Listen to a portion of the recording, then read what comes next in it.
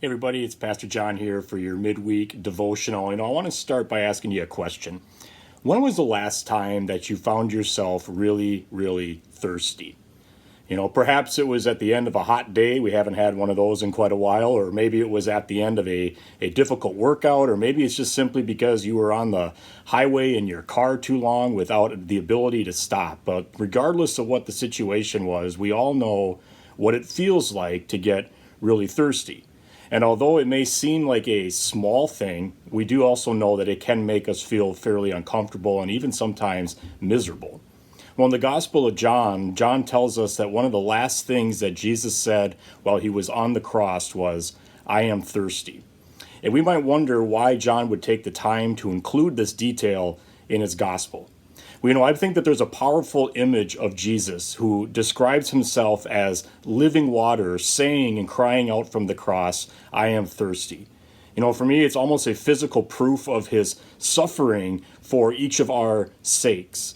And the fact is that Jesus thirsts in order to quench our thirst. He is dehydrated on the cross so that we may have his living water.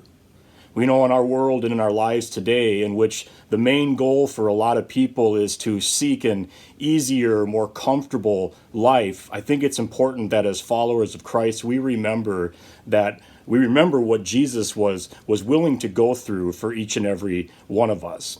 The truth is, we don't like to be thirsty or hungry or to experience any kind of pain or discomfort of any kind in our lives. But the truth is that following the way of the cross and following the way of Jesus means that we are to give sacrificially of ourselves. And this means that sometimes we give even until it hurts, or we give even until it's fairly uncomfortable for us. Now, of course, this doesn't mean that we forget or neglect our need for boundaries or self-care, but it does tell us, or it reminds us, that giving sacrificially may mean that we give of ourselves until we become thirsty, as Jesus did.